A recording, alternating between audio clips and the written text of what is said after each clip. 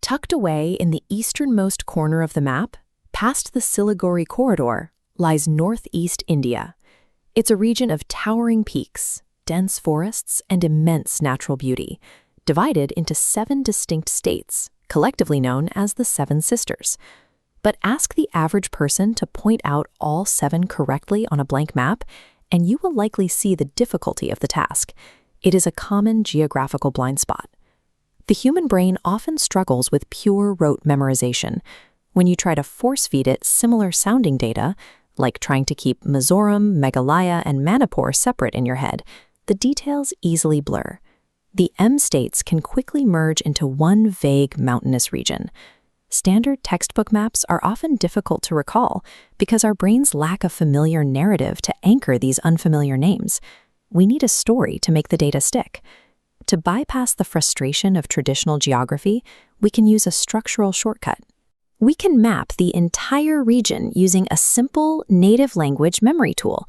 Listen to this phrase, Ame Meghane Asamma Trijivar Namarya. In English, that translates roughly to, we didn't meet Megha in Assam for the 3rd time. This specifies to take this one logical Gujarati sentence and use its individual parts to identify the geography of all 7 states. Let's take the first word, Ame. The first letter, corresponds to the massive northernmost state, Arunachal Pradesh. This is the rugged, snowy crown of the northeast, the very first place in India to see the morning sun. The second syllable, May, drops all the way down to the southern edge of the region, identifying Mizoram. The landscape here shifts drastically, defined by deep bamboo forests and endless rolling hills. Next up is the name in our sentence, Megha. This matches the state of Meghalaya. The word translates directly to the abode of clouds. It earns that title by capturing the monsoon winds and receiving some of the most extreme rainfall on Earth.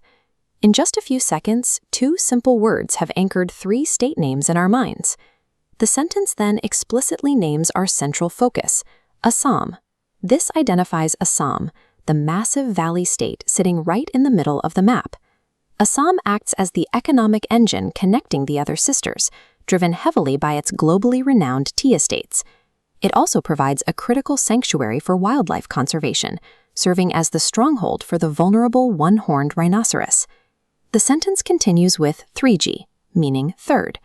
We look to the small, isolated pocket of Tripura. The logic holds up. Tripura is famously bordered on 3 sides by Bangladesh and contains a rich royal heritage visible in its striking architecture.